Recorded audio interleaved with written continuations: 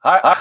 Hello, everyone. I'm Candid Frank Stanisci of CFL Talk. Welcome to the Spanglish World Network on Zingo TV, channel 250. Please remember to download the Zingo TV app at the respective app stores for iOS and Android devices. While you download, make sure you rate and leave a comment. Both apps are absolutely free. Zingo TV is available on Google Chromecast, Amazon Fire, Fire TV sticks, Roku sticks, and also on all smart TVs 2016 forward. Now on CFL Talk is joining me is David Morassutti.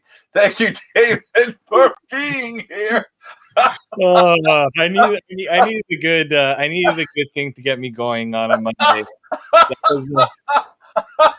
Do you know why I'm laughing? I know why you're laughing, right? I saw. What opening was that? I love it though. We're taking a real mellow. You know what? Because we usually have that really hard metal guitar intro. I love the different vibe we're going with today. I was starting to fall asleep. And I'm like, wait, hold on a second. We're doing a show, man. Hey, Brian, why don't you come in here and explain to us what that was about? Oh, I'm sorry. You know what? It's been I've had a horrible week. My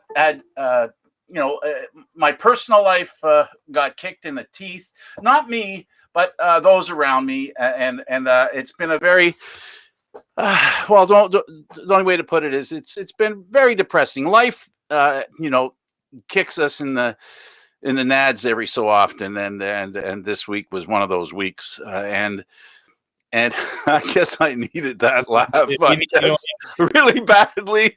And I think as a group, we people in Canada and wherever, I think we all need a good laugh because goodness knows life has been pretty crippling. It has. You know what's funny, Frank, is like a lot of people, when I hear certain things to talk about in the times we're in, and people are saying, "Oh, why is sports such a priority right now? Why are certain things such a priority right now?" And I constantly think back to what people are going through, and they need something that they can feel, that makes them feel good about themselves, or just brings back memories, or just takes them away from some of the pain that they're going through. And also something that takes them away from their lives. Because, listen, I understand about living in reality. I'm sorry for interrupting you. I understand wanting, to get away from reality. I understand that. I understand not getting away from reality. I understand that. But I also understand that you got to spend time on both sides of that equation. You can't always be in an unreal world, and you can't always be in a real world. You need to bounce back and forth. And the problem with what we've been through, the two words people hate most is shutdown, right? Shutdown means lockdown, means static, means the same thing. And no human mind, no human body can stand doing the same thing over and over again. We live for change. Yeah. Well, what's Einstein's famous thing? Insanity's doing the same thing over and over and expecting a different result. The result's not different. Goodness, it's I totally get it. Like we're this is why there's people really pushing for certain things right now. Golf courses, playgrounds, something so that you're not feeling trapped in your home. Right. And that's what's so bad about when you drive. I don't have children anymore. I don't have young children anymore. I don't have any desire to go on the swings. There was a time, even in recent memory, where going on the swing seemed like a good idea. But seeing the yellow tape around the playgrounds, it's heartbreaking. Not that I go around parks watching children play or anything. Not like that. But to know that they can't. And understand, even if you never had children, just being a child, understanding that they can't do that. It's a terrible, terrible world that we live in right now. The depression and all that stuff that's going on is horrible. And then you have, just take it, if I can take it to the CFL, then you have the CFL that lost a season. And it creates this emotional vacuum that you can't fill with anything else. Not really, because it is what it is, right? The CFL is what it is. The Canadian Football League, it is what it is, because everybody does something to do with the CFL that they don't do anywhere else for various reasons, whether it's because they like the sport, whether it's because they can afford it, whether it's because they have a local team, that they can go. It's not like watching the New York Jets on TV because you can see the Hamilton Tiger Cats at home, that kind of thing. That's the part that you can't fake that, right? And it's really funny because I think in the big cities like Toronto, we bring it up Toronto, Winnipeg, certain cities, they've been able to get by without the CFL. But I really feel sorry for Saskatchewan, for Hamilton, the ones that don't have another team that they can watch on TV right now. Like you might be a fan of of a hockey team, but you want also to cheer for your team, your city. Agreed. And this is the part that really bothers me when I hear some people saying, "What's the point?" It might not be worth it for you personally, but there's a vast majority that want the CFL because they need the CFL. They've had something very close to them taken away due to things that they can't control. And that's the part that plays into this whole mental thing we're talking about. It's out of our control, and it's really tough. And we got some. It's funny because it felt like good news to a lot of people, and if you ask some CFL people, it wasn't. It didn't feel like good news to them. It was very half and half in terms of the recent announcement that we just had. Can I take a step back and go back to the thing Yeah. about the fans and stuff? And you're right about Hamilton, and I've said it myself, Hamilton and Saskatchewan as being two of the great football CFL cities. Yeah. But the truth is as well, when it comes to Toronto and Vancouver and Montreal and everywhere else, to go to a game at the cost that it costs to go to, let's say, to see the Montreal Canadiens, the Toronto Maple Leafs, Vancouver Canucks, even the Ottawa Senators, the cost is much higher. And so there's a segment of this of the group of people within those communities that this doesn't. I hope this doesn't sound like I'm demeaning CFL fans, but a lot of fans can't afford to pay $150 to go to a game. A lot of people just can't. And the opportunity and the cost effectiveness and the fact that the value you get, for watching the Canadian Football League live, it's very cheap compared to a lot of other things that are very expensive. So those people in those communities too, I want to remember those guys too, those guys and gals, David, that they enjoy the team, that they don't go see the Leafs, and while they can watch on TV, again, the CFL right now taking your news, your announcement of the news, and reminding people of news that Randy Ambrosie broke last week, is that there could actually be an opportunity for people to go to the games. As exciting as it is to have watched the Maple Leafs, the Canadiens, the Senators, the Canucks, the Jets, the Oilers, and all them, going to the games is another step that we're talking about. And unfortunately, the CFL hasn't gotten on the hope train because they need the fans. So they couldn't do what the NHL teams are doing, the NBA teams, and the NFL teams at the beginning, and now they can. In baseball, some of the cities are actually, you got Texas, they're open completely. They had 100. They had a lot of people at the opening day that they lost to the Blue Jays, by the way. So there's so much there is so much enjoyment of actually being at the game, and unfortunately, on the assembly line of sports, the CFL had to wait till fans could come out to the games because those are inextricably intertwined. There's no separating the fans from the league if it's to exist. No, there isn't. And the other thing I think a lot of people tend to forget is the CFL is not unique in its position that it can't have a season without fans because there's a lot of leagues. Not only even it's funny with this whole thing going on in Europe with the European soccer teams. The reason why this whole Super League was such a big thing, and it was brought up actually on Twitter, is that even the big teams, the ones that are perceived to have a lot of money, They have debt. There's debt associated. People tend to give the CFL a bad rep because it loses money. Not every team is making money. It's not unique to the CFL. It's not unique to just in Canada with Canadian football. It's around the world. And so I feel like right now fans should be, if you're a fan of the CFL and you're getting a lot of negative commentary about the CFL because of the money it loses, I would just say remind people that not every sport, not every team sport, big league makes money. And we're finding that out right now, especially in a pandemic world where everything is pretty much scaled down in terms of revenue. If you're making money right now in COVID times, you're doing something really, really right, because there's not many that are able to say that they're making money. Not just right, but good. I mean, the opportunity to continue your what you do for a living is a privilege, really, that a lot of people don't share in, and that's that adds to the problem, because these leagues employ people. There's employment involved in all these teams. The people that serve you your hot dog, your popcorn, the people you hand your tickets to.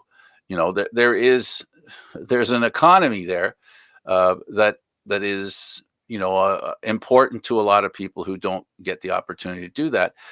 The other part is about the different places that the fans go to other than the stadium. The places on the way to the stadium, the bus that they take, the gas that they put in their car, all that wonderful, the parking, all that stuff is all part of the economy.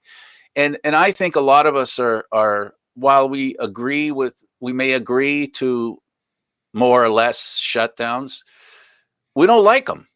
It's not something we like. I hope people understand there who are against lockdowns, understand that nobody. I know people try making political statements about, well, there's certain politicians, they like the lockdowns because it's a way of them exercising their power. If there are people like that, I don't think there are that many. I really don't, because, it's easy to say the motivation is impure because you don't like you don't like the answer. Just because you don't like what somebody's saying doesn't mean they want to say it. In their mind, rightly or wrongly, they think it's the right thing to do or say, which is why they're elected. And then they make their decisions. And then we decide later in the next election, people will make a decision based on their saying, politicians are going to say, remember I said, don't do this, and they did this. They might end up winning the argument. You don't know, so that's what we have to live with. Or people are going to gather their thoughts and say, the decisions that people make, like Randy Ambrosie, if I can bring it back to the football, to the ownership, the decisions that they make, do we agree with their decisions? Did they use the right process? From what I heard from Randy Ambrosie, I listened to him, and he almost word for word they came to the conclusion the same way we did. Remember how we had the conversation? Where do you start? How many games do you need to have? How late do you want to finish? How early do you want to start? How many games do you need? They went through the same thing. That doesn't mean Frank and David and whomever else was with us is brilliant or smart. It just means we're stating the obvious. Because at the end of the day, it's all about when can we play? Yes. What window can we establish? And how can we make that work for us, dependent and obviously affected by what our fans want and what they're accustomed to? Because, again, that word, change. Nobody likes change. So, if you have the Grey Cup in the last week of November, you want to keep it around there. So they extended it 1 week. And in my opinion, they extended the season 1 more week than I would have, and they started it a week after. I thought a week or two after, because I think we had 12 games. But I guess their schedule still includes bye weeks. That's what I'm thinking. So, we weren't really thinking about bye weeks, and I didn't think bye weeks really, in this situation, under these circumstances, I think they're going to need bigger rosters anyway. That's why I didn't really think bye weeks were that important. But that's just me. I think I think that's a very interesting point because I did think they were going to have bye weeks just because you have to think of the players' health and the grind that will come from this is a condensed schedule. Yeah, their agreement too, Dave. And the agreement To your too. point, their agreement. Yeah. The players have to sign off on playing, and part of it is what are you doing to ensure that we're not, we're taking less money. Are you going to make sure that we're not assuming more risk by giving us bye weeks? That's very important. Actually, if you look at some of the comments, there was one agent, I forgot his name. I should have written it down. He said, and I quote, a lot of agents messed up when they renegotiated contracts in that there is a certain bonus players get when they reach 15 games played. And Okay. the CFL, and he kind of insinuated that the CFL kind of knew this and teams kind of knew this and played to it in saying, yeah, we'll give you a bonus for 15 games played. Oh, guess what? We're only having a 14 game season. And Now, does a playoff game does not count. It's regular season. Darn it. Because open up a window for the players. Because I'm pretty sure you don't get paid by the team in the playoffs. Well, then what they should do, David, between you and I, right. If you've stated the situation accurately, because I've learned that sometimes I hear things that aren't exactly accurate. So to be fair and to be sure, they should give the bonus for 14 games because it should be prorated. And that's even better because that's the next thing I was going to say. And you're right. It should be prorated. At some point, the owners have to accept the fact that the players deserve something because they're playing. They're doing their part. They're doing their part in a situation where they're entering into going to play those games based on a whim, not a certainty. Remember, this is a whim. This is not etched in stone. These games are not necessarily going to start on August 5th. The season may not be played in 2021. The Grey Cup may not be played for. But these players have to prepare as if it will be for sure, like it's etched in stone, because their bodies are the game. What they have to give is the game. It's not about, well, will the field be ready? Will the scheduler be able to do the scheduling? That stuff is nothing. That's nothing. That stuff that I'm sorry, and I don't mean to be offensive to the people that arrange the schedule and the people that work and do that. Without the players on the field, those games are not going to happen. So the least they could do is treat them like the same, which is make a commitment to them that makes them feel like the CFL's all in the way they are in preparation for the games. The coaches, the general managers, they're all doing it like they've been doing it. If you're an Argo fan, I don't think any Argo fan can say, yeah, the Argos didn't really care. They're just sitting there waiting to see if the season starts. I don't think we can say that about the Argos. I don't think we can say that about any of the teams, in fact. Yeah, sure, some teams looked more busy than others, but I do think that part of the game is still being, I'll use the word played. It's still being played. The lineups, the rosters, the organizing of basically what training camp will look like. That's all being done. That's real. That's really happening right now. Yeah, I actually found the mention. So it's actually from Darren Gill, who's the CFL agent, and I'll read the tweet just so I can make sure we're getting it correctly. Yeah, why mince words? Yeah. Just spit it out. Okay, so shortened season, no surprise. Knew it as I went about protecting my clients and negotiating their contracts this offseason. Some players lost even more money today based on bad advice. Smart teams fooled bad agents, hence the numerous roster bonuses for 15 games played. So he's basically saying that a lot of teams made the guarantee of a roster bonus, a bonus you'll get if you've made it through 15 games. Because we know in the CFL, certain guys get cut at X date of the season because your contract is not guaranteed for the remainder of the season. If you're on past the date, your contract is guaranteed for the season. Yes. Labor Day. How many times? I mean, I remember how many times we've seen it with teams cutting guys, and you're just like, really? They're cutting why? And then you find out not always performance related, it's cap related. Absolutely. Absolutely. Well, hey, look, all the power in the world to the owners. They have the right to make any kind of, they have any right to make any kind of arrangement that they decide. That's up to them. But all you and I are saying right now is maybe they should think that point over a little bit. I mean, 13 or 14 games.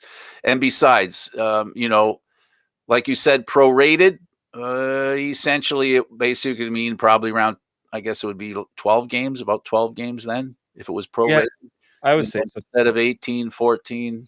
Because if you're negotiating a contract, a few months ago, and the CFL had come out with the full 18 game season, and then all of a sudden that changes, it shouldn't really be on the players to be like, well, yeah, in some way you're trying to maybe figure out if potentially it gets shortened and that maybe gets put into the contract.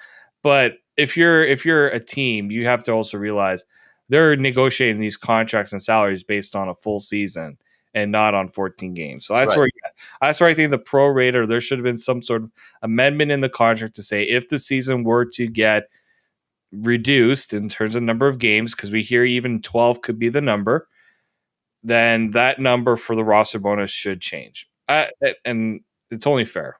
And on the tone of fairness, let's defend the owners too, and the other side as well, that if they can't have 100% fan participation, they have a right to be kind of somebody in the ownership group should say, hey, hold on a second here. We're not making as much money as the system allows, right? So we're taking a hit here. So I guess what I'm saying is that everybody's taking a hit somehow. Fans are not getting their full slate of games if they even get the 14, right? The players, they're not getting that 15 game bonus. The owners might not get all the fans they want to get because there'll be restrictions on how many fans can go to the games. We don't know. We're not there yet. And so what does that say? Well, it says that we're all in tough. So maybe we should all try to figure out a way to say to ourselves, we're all taking a hit here. What's the most important thing that we can talk about? Again, it's about my favorite saying, going into a meeting, looking for an agreement, going in with what you want, but coming out with what you need. And I think that's what everybody has to decide, from the fans to the owners, players, coaches, GMs, everybody. That's what we have to figure out. What do we need? We need the CFL. That's what we need. That should always be the priority, I think, David. And I think you've highlighted that very well. Yeah, because we've already said that the owners were going to lose money regardless of whether they played last year. They just decided the losses just weren't going to justify playing. This year, it's more so we can't justify continuing to lose. So you're going to lose regardless. It's just how do we mitigate them to a fairer amount for both sides? And I think the players do understand that. 100%. It's not about losing money, because that's a guarantee. Everybody's losing money. Everybody's going to lose money.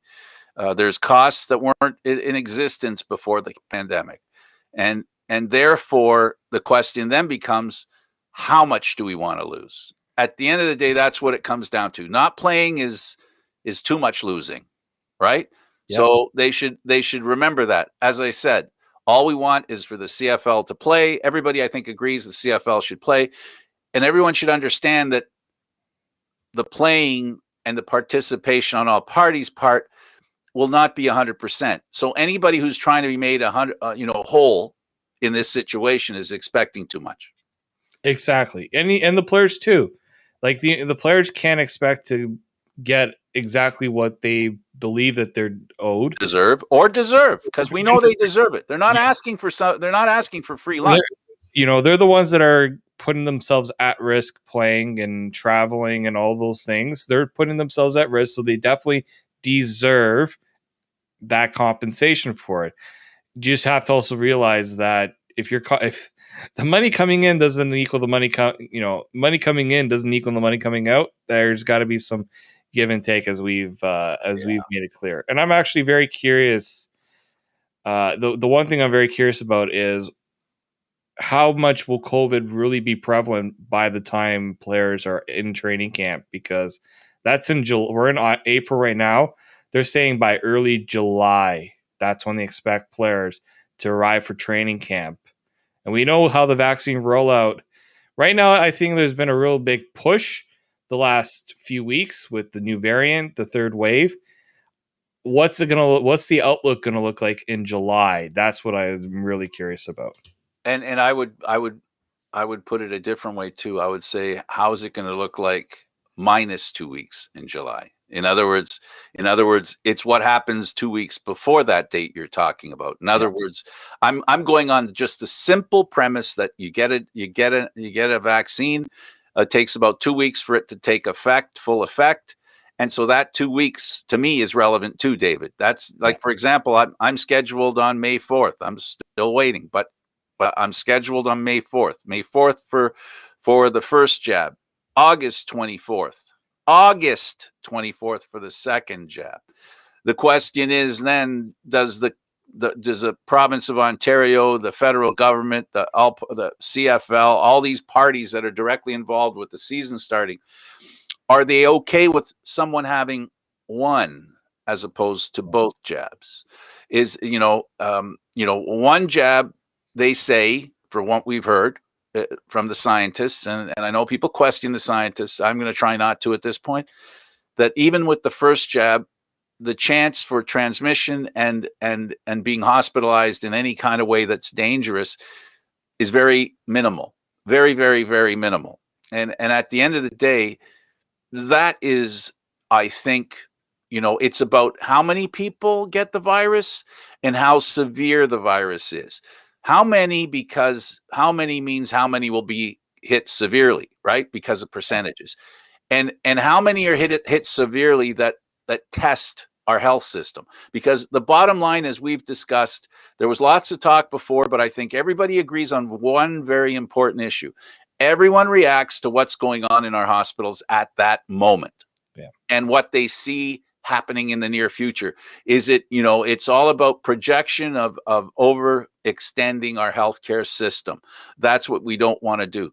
So by then, hopefully, because the United States now there's talk of them, the demand is being exceeded by what's being provided, right? By the supply. So if that's the case, there's going to be some more vaccines that are going to be made available. So I hope and pray that the provincial government and the federal government is already working on ensuring that if there is a bump in vaccines, the actual process of getting a jab in your arm, they're prepared for more, not end up having, again, the supply outstretches the demand. I hope that they don't do that. I am disappointed in Canada when it comes to healthcare. I was very proud of Canada before the pandemic. I've come to realize that there's some work that needs to be done. You can take this as a negative comment on my part, but from my perspective, they have failed us. The system has failed us, and that failure is not. They don't need to be punished by death. It's not about that. It's about making the system better. And right now, it's my hope. Well, it's not just the CFL that's at stake here. It's our lives in general. But it would be nice. The CFL, CFL fans, CFL reporters, people who love the CFL, we're relying on our healthcare system to give us those vaccines. Because without those vaccines, David, that's the elephant in the room. I don't care what anybody says. They can all talk around in circles. The bottom line is, it is how many people are vaccinated. That's what's going to determine how many people can go to the games. And that's what the CFL needs. I'll say two things about that. One, age of the CFL players, most of them wouldn't qualify for a vaccine right now in Canada. Maybe coaches and other personnel that are in the 40-plus range can, so that's a benefit.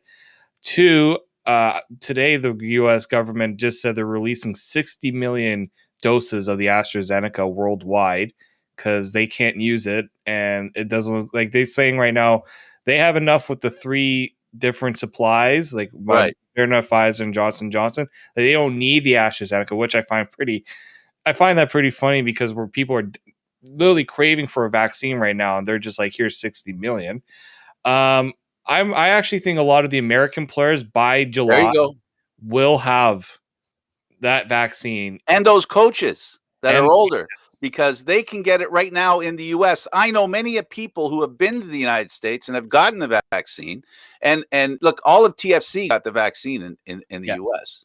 yes, they did. What do you want to bet all the NBA players, including the ones that play for Toronto, have the vaccine? Blue Jays So, got him too. exactly. So and it wouldn't surprise me if those players, if there is this extra vaccine, I suppose, I don't know if there are people who are connected to the CFL, as in trainers or people around that have, because they're giving a lot of different people permission to the reason why they've done so well with the vaccines is the jabs is because they've gone to dentists, they've gone to this, to that, right? All these people that can give the vaccine. That's why they've been able to accelerate the pace of the jabs getting in the arms. And maybe some of those people are CFL fans. I'm just kidding, but you know what? Or even CFL trainers. CFL exactly. That's what.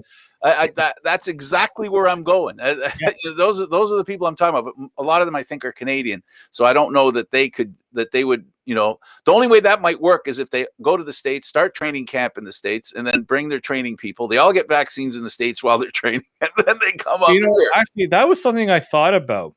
Why not consider? I mean, the only problem is coming back and doing the quarantine period. Right. It would have been interesting if the CFL would have considered holding training camp in the States, considering would it be easier to fly the Canadians down or to fly or bring the Americans up? I thought about that as a potential just to get all the Canadians even getting, trying to book their shots. Because I know, and Frank, I know Canadians who have places down in Florida that went to get their shots. I know. A friend of mine, she's just like, I got both number 2, 1 and 2. I'm not just I know. one.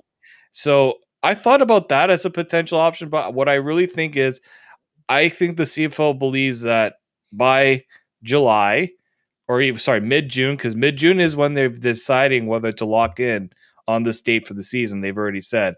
I think by then they expect even the one-shot Johnson & Johnson that everyone's talking about. I think that's the one where you're going to expect a lot of these players to go for, because you get the one shot and you're done. I'm waiting for the other shoe to drop, David. You've skirted around the issue, and this is the key. The key is, if you have a jab, the first one, you're not. They're saying that you can't transmit the disease once you have the first one. If they're down there and they get the second one, now those two words that we've been talking about on our news with Aaron, and the thing that I think about most when it comes to moving on in life, vaccine passports. Yeah. I mean, if you're a Canadian and you go down there, right, and you have to isolate at training camp, right? You can isolate however you do it, right? Mm-hmm. And then you get two jabs, from the one at the beginning of training camp, one at the end, or you get the one at least, right? Then eventually Trudeau and company are going to have to start thinking about vaccine. We're in Canada, we're not fighting that as hard as they are in the US. Yeah. We're more, because of our health card, I think. We have health card. I know driver's licenses, but that doesn't relate. But the health card's a perfect relatable fact when it comes to vaccine passports. Canadians know that they have a health card, and that's their key to being healthy and to be taken care of. Yes. If that health card also includes you have a vaccine passport and it has a bar strip on it, and you put it through and it goes, you had both vaccines, you can go on an airplane, you're fine. You can go into this store, you're fine. You can enter into BMO Field because you've had them. This is going to happen, folks. You may not think it's going to, but eventually what's going to happen is the reality of saying to someone, you got the vaccine, this is your reward for getting the vaccine. You don't have to get the vaccine. If you don't believe in taking the vaccine, that's okay. You can wait. You can wait till herd immunity arrives, or we realize we arrive at that point of herd immunity, and you can go to the CFL game, you can go to concerts, and you never got the needle. You understand what I'm saying, Yep. David? But it shouldn't stop the people who get the needle to not have the benefit of having that acknowledgement and that security in knowing that they're healthy, and then they can go into BMO Field, they can go to Taylor Field. It's not Taylor Field anymore, but Yeah, you can do that. You can do that stuff. That's the stuff, CFL fans. Why I think we should be ahead of the class when it comes to getting the jab, because it's going to be important to us. I truly believe that, because we need to go to the games. The league needs us to go to the games. So how do we make that happen? Just like we figured out just the way they figured out the schedule and how to make it happen. There's a reality that they can attach themselves to, exercise the thinking required to make that reality happen. I will say two things about that. One, if I get the option to take the vaccine, I will take it because I don't want to be the reason why somebody else gets sick. That's right. Well, it's the same reason why you wear a mask. Yes, that's exactly all the same logic. My other thing is, and somebody had brought this up, if you choose not to get a vaccine, will the CFL potentially have a section in the stadium where non-vaccinated individuals can go to a game? Because absolutely, it'll be outside the stadium. There'll be stands outside the stadium. It's funny because in Texas, so we brought up Texas earlier, the Rangers said they were going to have non-vaccinated sections where people would have to social distance in those sections. Versus the people have been vaccinated, you can cram them all together like you're back sardines, like sardines again. And we saw that with the home opener with the Rangers. That was, seeing that. I don't know if you heard, NASCAR is actually going to push that even more. Is going to be having 135,000 people expected at the Daytona 500. Usually the races has a couple 100,000. They're only going about 40%. But they're the ones that are really pushing. Well, that's Florida. That's Florida for you. Exactly. Right? That's Florida for you. So, this is not a political statement, just that's Florida. And it's because the other reason I bring that up is because the CFL owners, some of them are saying, can we start off with, let's say, 8,000 to start and then really work they want to, what's the baseline that they can start with and work their way towards 100%. And we already know that I personally think that certain cities, they won't have 100% capacity. They won't be anywhere close at all. What do you think about the snack sections, the food sections, the food? Personally, this is what I think. You're doing it when you're going grocery shopping, you're grabbing food. You're going to get food when you're doing a Tim Hortons run. So I think if you're able to do it in a safe way, it's more so the safety of who's preparing the food and how I think there's going to have to be safeguards in place. But I don't think owners are going to say we're okay with not having.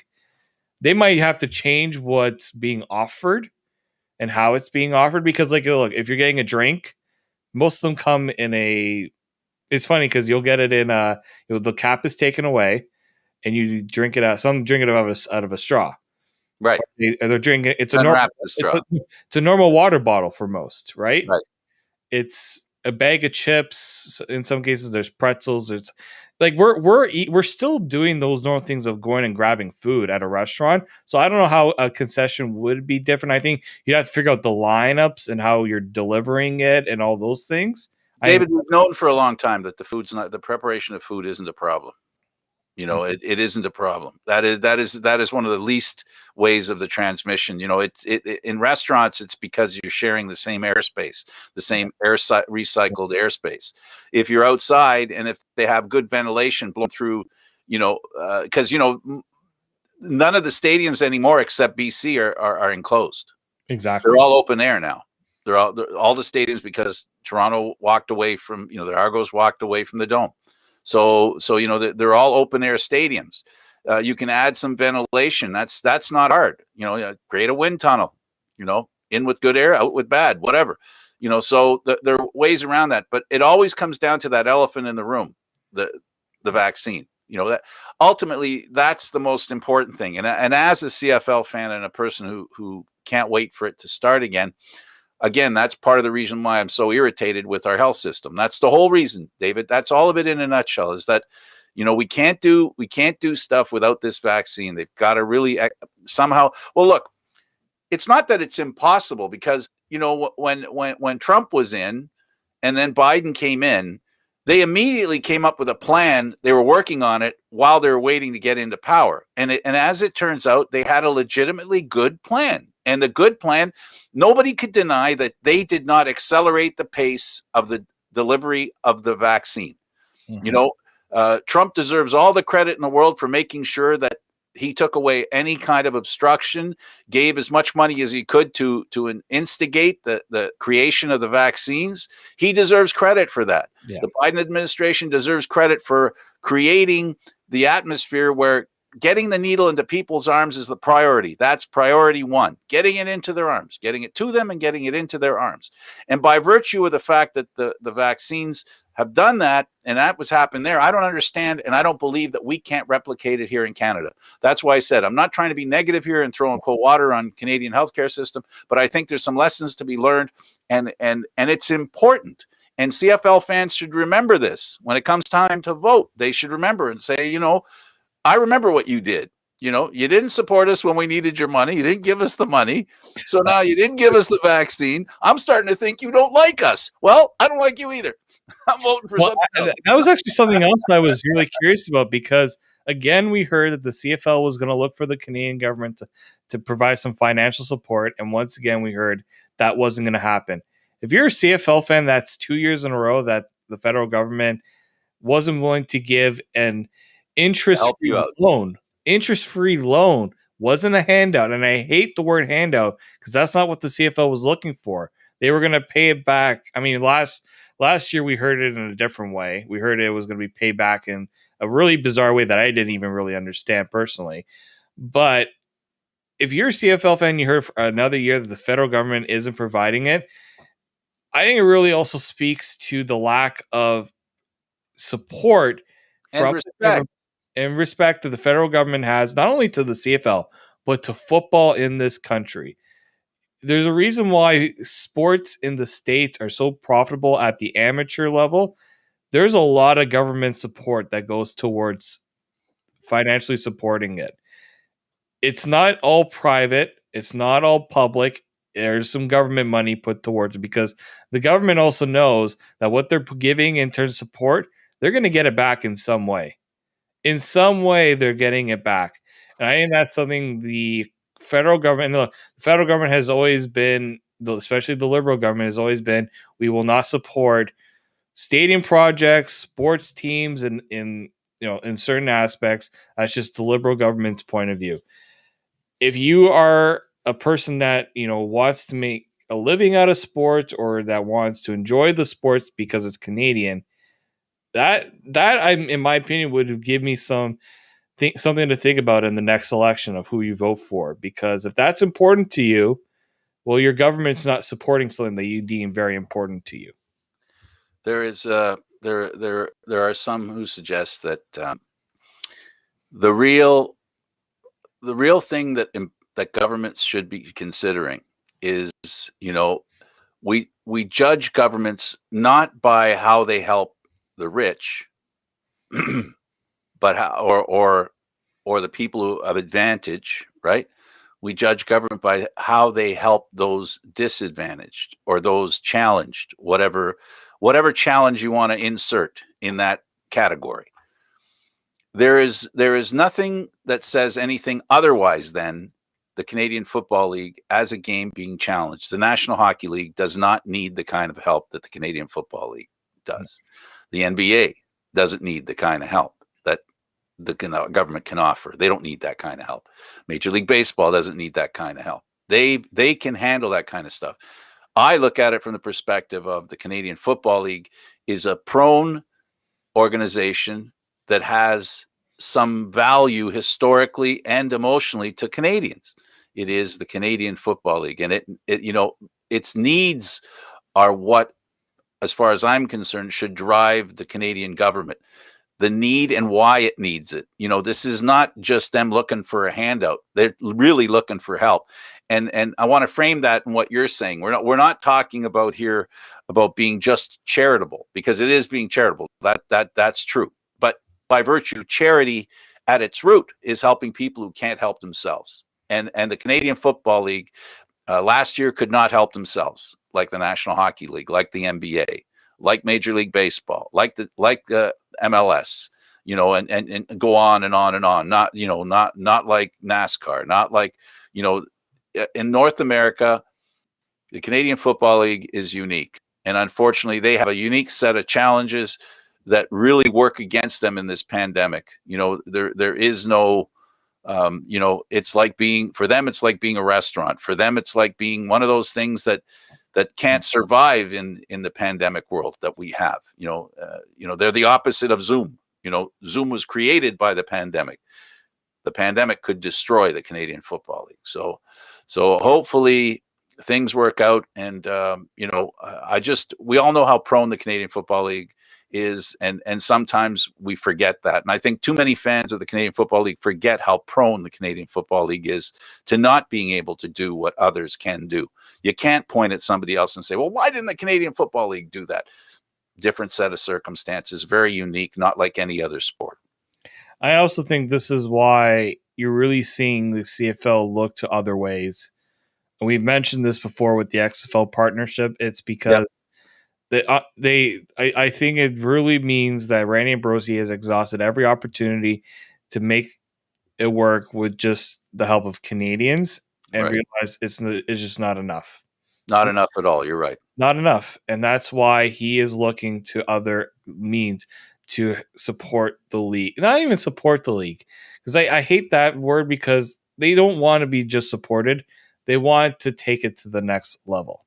They sure do. It doesn't everybody. Doesn't everybody want to move on? Yes. Doesn't everybody want to move on? I know. I'm pretty sure everybody wants to move on. And that's the important thing. That's the most important thing, that moving on is difficult. This is a challenge unlike any other. It's too bad, but that's the way it is. That's what it's all about. I wish it was otherwise, but it's not. And hopefully they can work this out. We've got only a few minutes left, and of course we keep talking about the same topic, maybe with a different spin here and there. But we've got the draft coming up. It should be very interesting. Yeah. I like the way they're doing the draft. That basically what do they call it, the snake draft. So that if you draft first in the first round, you draft last in the second round. Yeah. It's not a bad position to be in the position of drafting last in the first round and then first in the second round. It's not a bad position to be in. So both have their value, and both, will afford every team an opportunity to make a decision. And this time, unfortunately, it isn't based on need. It's based on your turn. Yes. It's funny because I do a lot of fantasy drafts with the snake draft, and some people say it's not bad to go last because then you get to pick first next. Well, in the same time, if you're picking first, there's real strategy that gets put, gets involved with the whole deciding on how you're going to do your picks. And what I think you don't want is you don't want to go a long time between one pick and the next pick. And, this is going to be very interesting, not only with how the team strategize their priority of who they pick, because if you say, okay, maybe we'll get this guy now because we don't think he's going to be available with our next pick. But also, I this year for football has been totally almost most part been decimated, even down south. Finding talent is going to be a very, very interesting. I'm very interested in seeing how teams have scouted. I mean, look, guys are still looking at film, watching games, doing Zoom in interviews, so they're still doing those things. Are they comfortable enough? I mean, we saw it last year. There were some guys taken that maybe you wouldn't have expected to be selected. A lot of older players as well. I'm very interested in seeing how this year's draft is impacted by the fact that there was just hardly any football being played. Absolutely. And the players that have taken a break from being drafted and have moved moved away from this draft and moved to the next draft. So the very next draft is going to be real interesting because hopefully, this is a hope. I don't know. We're talking about the CFL. What's going to happen with college football in Canada? What's going to happen with minor league football in Canada? Let's keep in mind that a lot of players have not advanced in their game because of this break. So there's been a pause that has stopped the progression of the players who will be draftable. And in the United States, not so much. So the pressure, I guess, to find Canadian players is going to be a little stronger. I think you're going to see a lot more players taken from the NCAA level that didn't go to, maybe they weren't first division players, maybe, or they went to a school that just was. And I've actually done a lot of study on Canadians going into this year's NFL draft.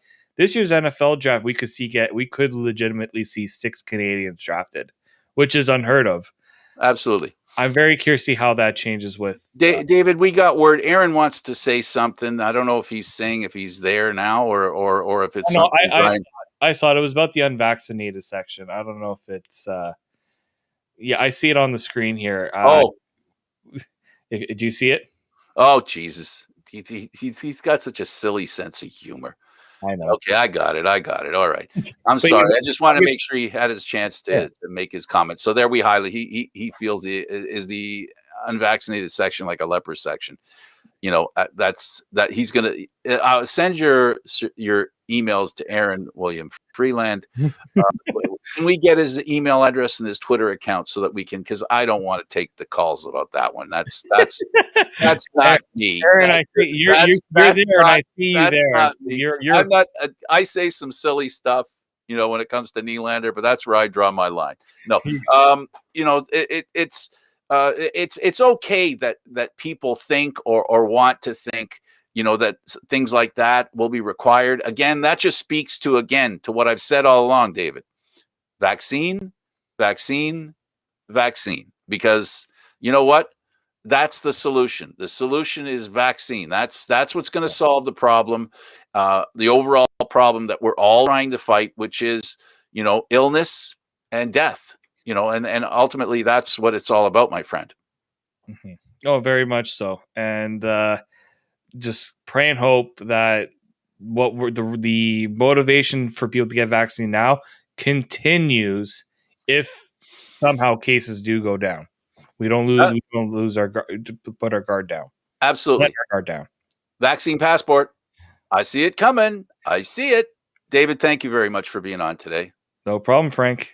He's David Morassutti. I'm Candid Frank Stanisci. Thank you for watching CFL Talk, seen live Mondays at 1 p.m. Eastern Standard Time. The show can also be heard on the Spanglish World Radio Network for CFL Talk news, entertainment, and other sports programming we offer. Please check out SpanglishWorld.ca. Spanglish World, watch it, hear it, read it, download it, and live it. Thank you for watching. Until next Monday at 1 p.m., ta-ta for now.